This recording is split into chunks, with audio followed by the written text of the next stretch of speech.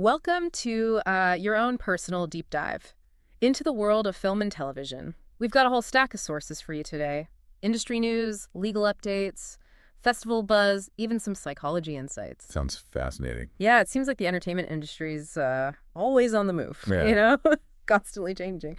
So what we're going to do today is try to learn from all these recent developments and see if we can figure out where things might be heading. Well, it really is a fascinating time to be following this industry. There's just so much happening, not just on screen, but in the courts, in tech labs, Yeah. even in the psychology of how creative people tick. Yeah, and speaking of the courts, Warner Bros.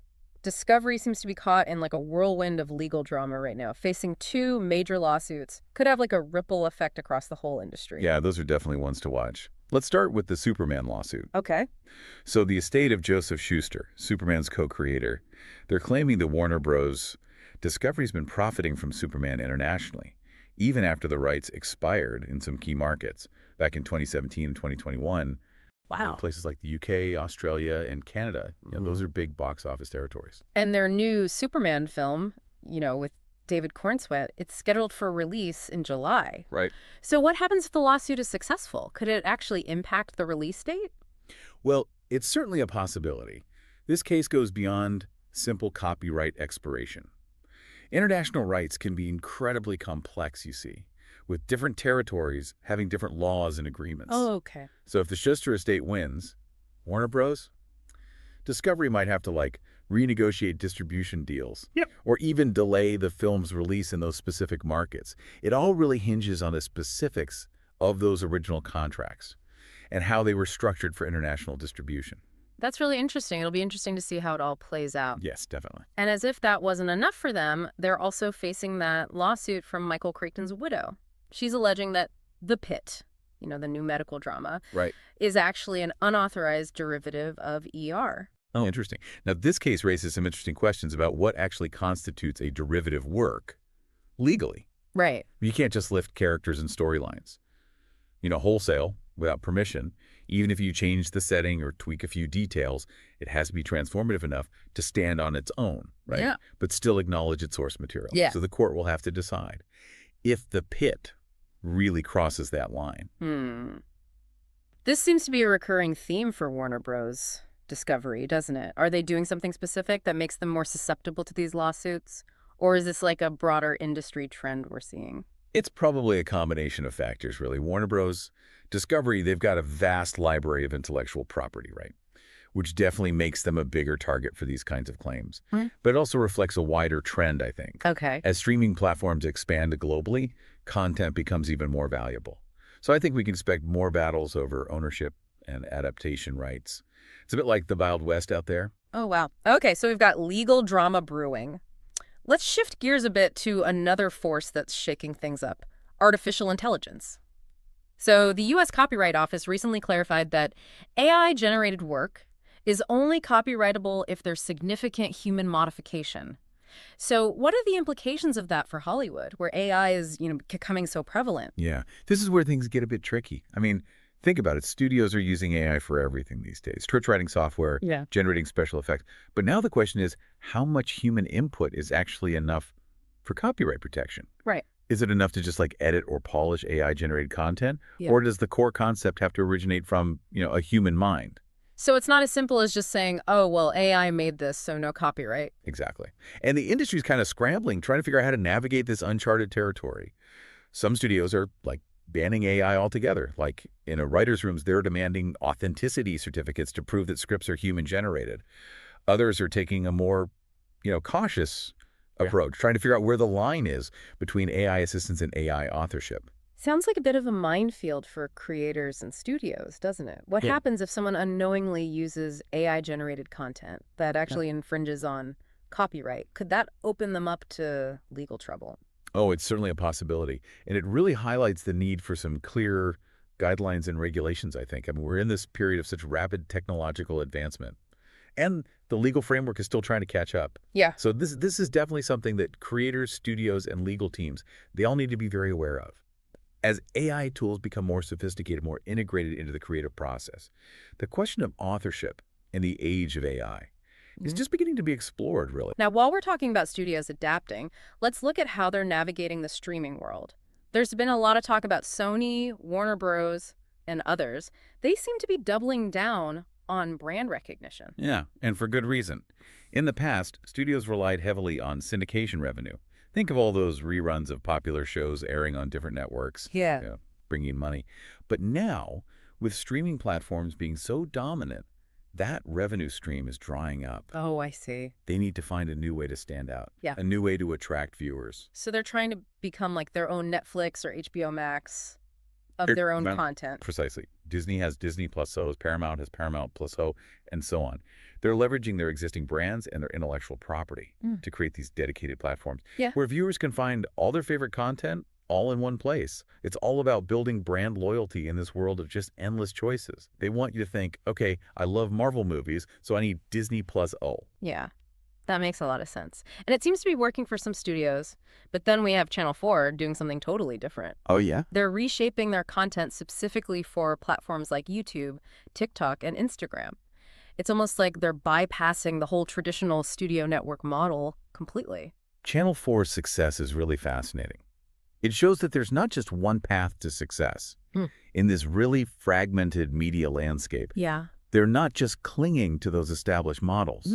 They're going directly to where the audience is, even if it means adapting their content for platforms that are traditionally seen as more short form, less premium. So are we seeing a shift away from traditional television altogether then? Is the future of entertainment entirely online? That's the million-dollar question, isn't it?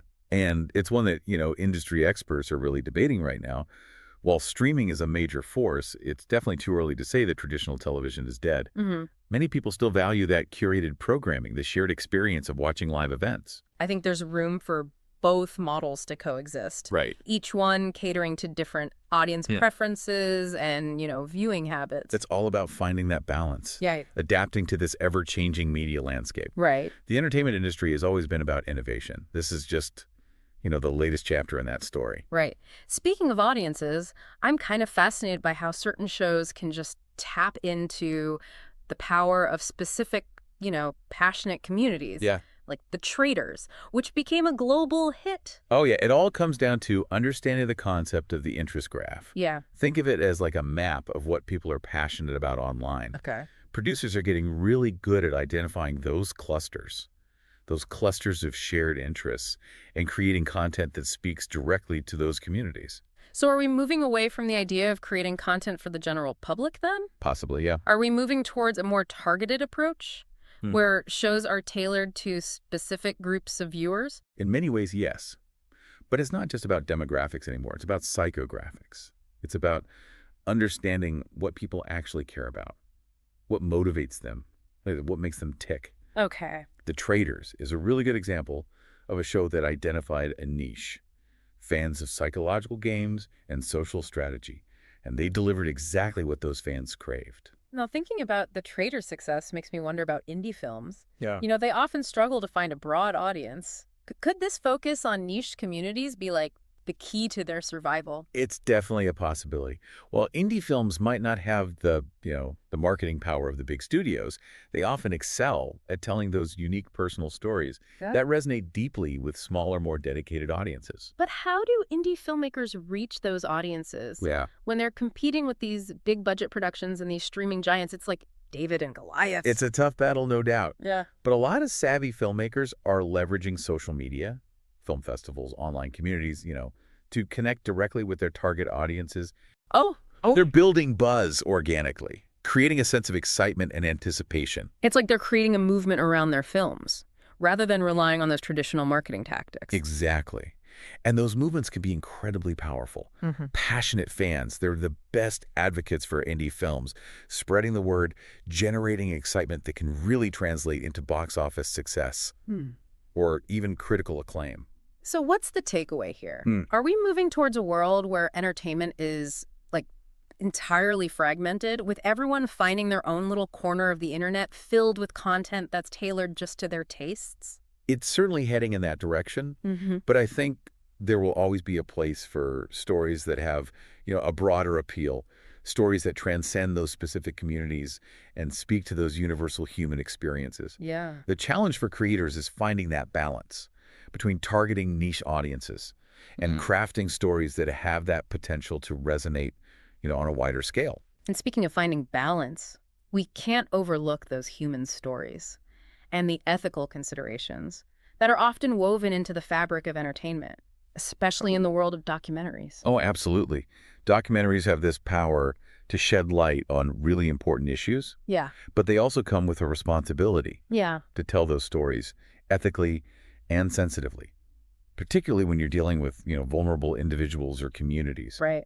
There's been some discussion around Go Back to Where You Came From, the documentary that explores the refugee experience through this unique and potentially controversial format. Yes. Some have criticized the show, saying that, well, it might not fully capture the hardships faced by asylum seekers. So how do producers even balance authenticity with responsibility when they're dealing with complex and potentially sensitive topics like this? It's a very delicate balance. On the one hand, you want to portray the reality of the situation authentically, without shying away from the complexities. On the other hand, you need to be very mindful of the potential harm that can come from, exploiting or misrepresenting vulnerable individuals. So it's not just about telling a good story, it's about being aware of the potential impact that story can have on the people involved and on the audience. Precisely.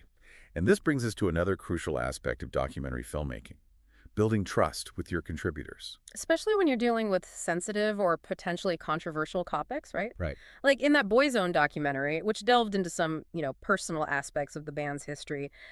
How do filmmakers approach those kinds of stories in a way that respects the contributors and their experiences? Transparency and respect are really paramount.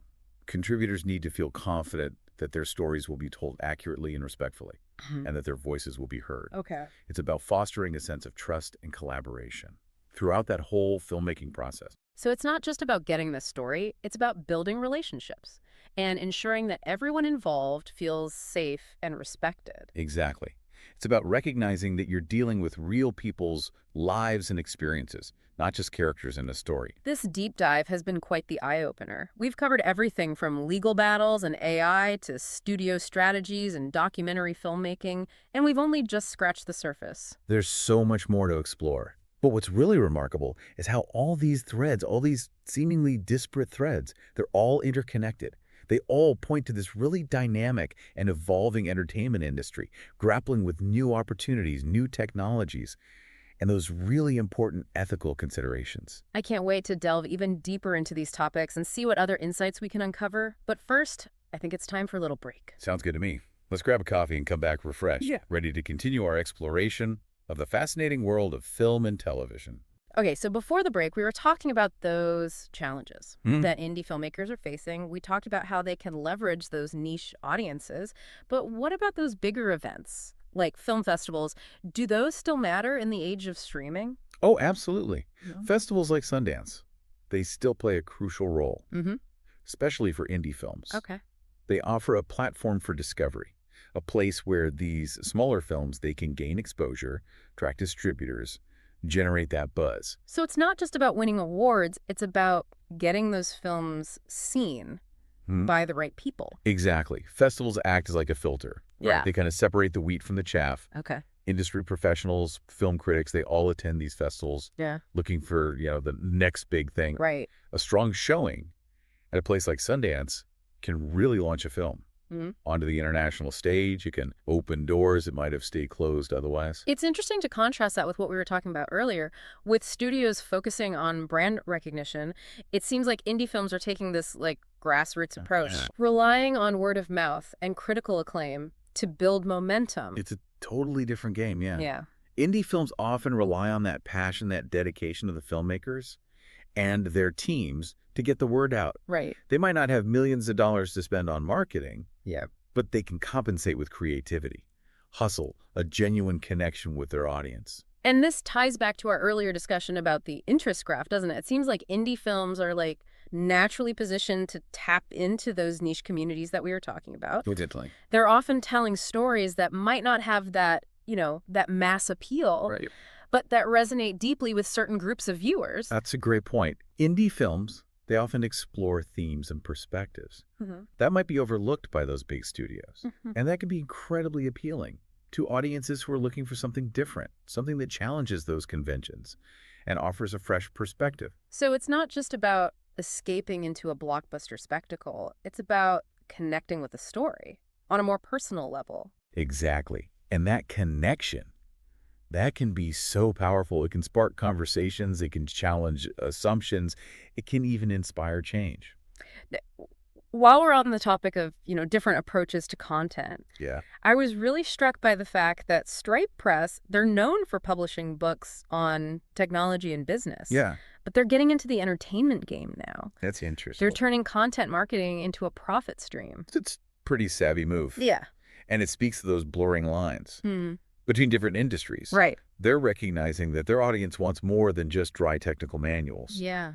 They're craving those stories, insights, and perspectives Hmm. that engage them on an emotional level. So instead of just telling people about their products, Yeah. they're creating content that people actually want to consume. Exactly.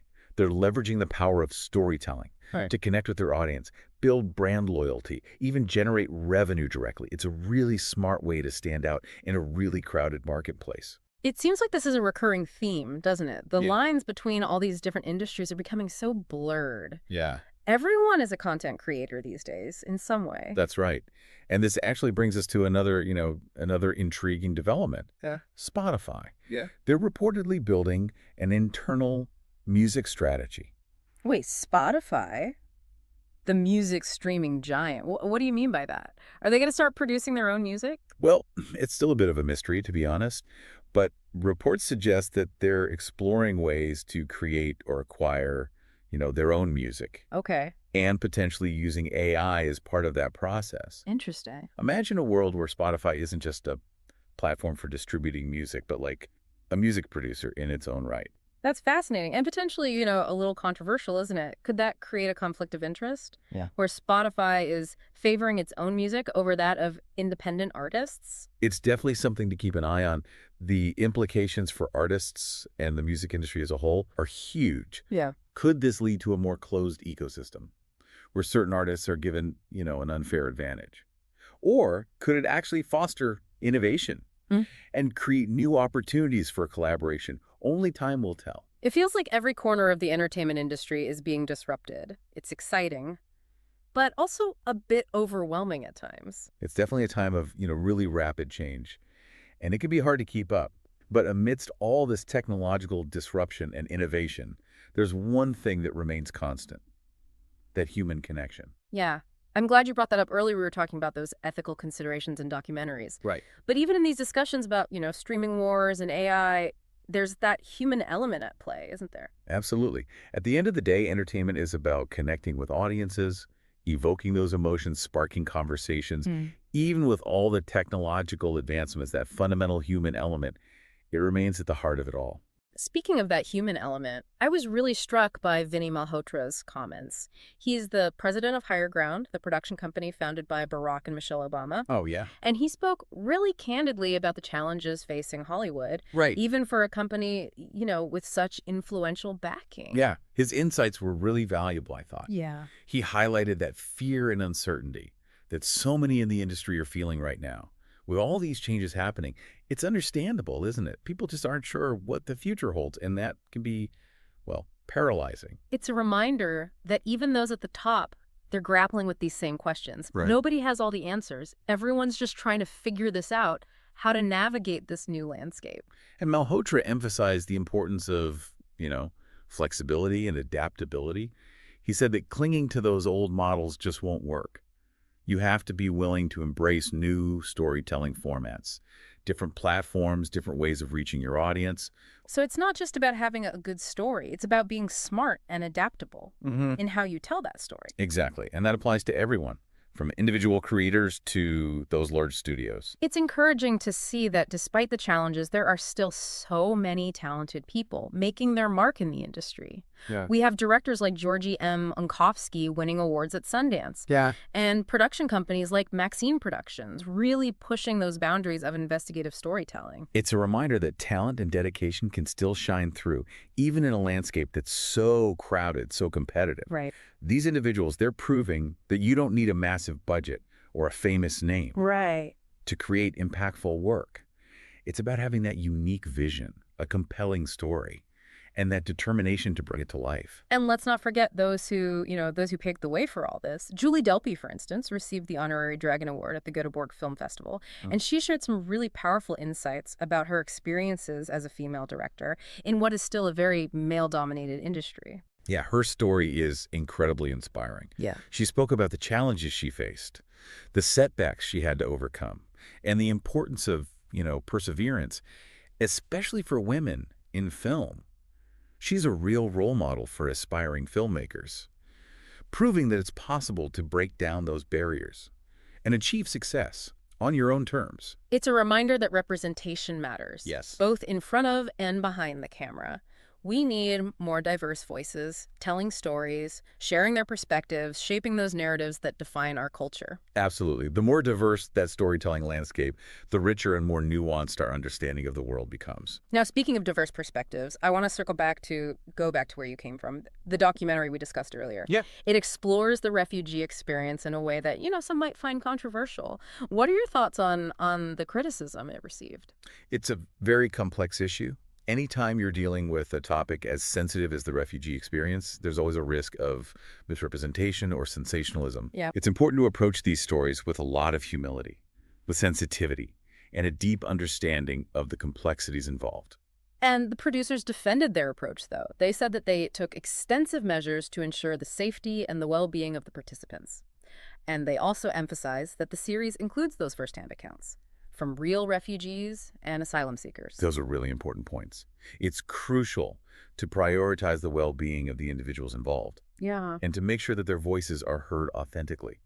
Documentaries have a responsibility to inform, to educate, and to foster empathy. But how do you balance that responsibility with the need to, to create a compelling, engaging documentary that will attract viewers? It's a very delicate balance. Mm-hmm. You want to create a work that is both informative and impactful, something that sparks conversations and challenges those assumptions. But you also need to be very mindful of the potential impact on the participants and the broader community. It's about finding that sweet spot where you're telling a powerful story, but without exploiting or sensationalizing the experiences of those involved. This conversation reminds me of the Boyzone documentary, which dealt with some, personal and potentially controversial aspects of the band's history. And the producers had to build so much trust with those band members to even tell that story effectively. That's a great example of how important trust and collaboration are in documentary filmmaking. When you're dealing with sensitive information, it's crucial that your contributors, they feel safe and respected. They need to know that you're not going to exploit their stories or use them for your own gain. It seems like ethical considerations are becoming increasingly important in every area of entertainment, not just documentaries. Absolutely. As the industry evolves, as new technologies emerge, we need to be constantly reevaluating our ethical frameworks. Right. And making sure that we're creating content responsibly and thoughtfully. This has been such a fascinating discussion so far. We've covered so much ground, from legal battles to AI's impact, from studio strategies to the ethical challenges of documentary filmmaking. And we've only just scratched the surface. The entertainment industry is constantly evolving, and there's always more to explore. Before we dive into that next layer, though, I think it's time for another quick break. Agreed. Let's grab some refreshments and come back ready to continue our deep dive into the ever-fascinating world of film and television.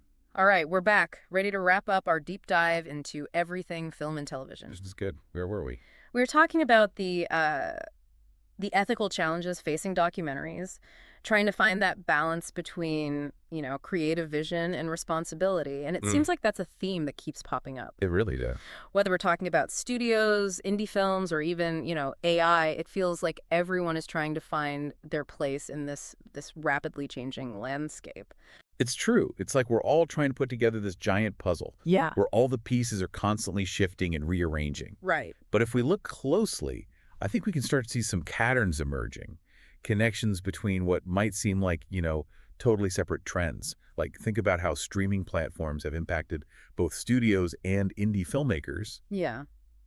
but in really different ways. Yeah, that's a good point. It's given studios this, like, direct pipeline to their audience, right? They can bypass those traditional gatekeepers. Right. But at the same time, it's created a more level playing field for indie films, Yeah. giving them access to a global audience that they never would have had before. And that brings us back to what we were saying about the Traitors and the power of those niche audiences. Exactly. Streaming platforms have made it so much easier to connect with those passionate communities, no matter where they are in the world. It's amazing how a show like The Traitors can become, this global phenomenon just by tapping into those very specific interests. It really is. Makes you wonder if we're, like, moving away from the whole idea of a mass audience and towards a more fragmented landscape where everything is tailored to very specific tastes. It's a definite possibility. Those days of everyone gathering around the TV to watch the same show, they might be fading. But I don't think that's necessarily a bad thing, do you? No, not at all. It just means we have more choices now. Exactly. But that also means we have a responsibility as viewers to be more discerning about the content we consume. I agree completely. We need to be more active in seeking out diverse perspectives and supporting the creators who are telling the stories that resonate with us, even if those stories aren't, mainstream or commercially driven. Now, speaking of diverse perspectives, we haven't talked much about the role of psychology in all of this. Remember Janet Evans, that psychologist who specializes in creative minds? Oh, yeah. She talked about how important it is to understand the unique ways that creative people think and work. Absolutely. I mean, it made me think about all those unsung heroes behind the scenes. The writers, the directors, the composers, the editors, all those people who bring these stories to life. Right. We often focus on the actors and the spectacle. Yeah. But it's those creative minds working behind the scenes who really shape the narratives that captivate us. And without them, we wouldn't have those stories to connect with. Exactly. It's a reminder that entertainment is this collaborative effort, a symphony of creative voices, all coming together to create something special. And I think that's worth celebrating. I could agree more. So as we wrap up our deep dive today, what are your big takeaways? What has really resonated with you throughout all these conversations? I think the biggest thing for me is just how much change the industry is going through right now. The technology, the business models, even the way we watch things. It's hard to keep up. It can be overwhelming, yes. But it's also, really exciting. We're seeing so much creativity and innovation, new voices, new stories, new ways of experiencing entertainment. It's incredible. And we have the power to shape that future. Exactly. As consumers, the choices we make about what we watch, what we support, what we demand, that will ultimately determine where the industry goes from here. So I encourage everyone to stay curious, be open to new experiences, and never underestimate the power of a good story. I love that. That's a fantastic note to end on. Thank you for joining me on this deep dive into the world of film and television. Until next time.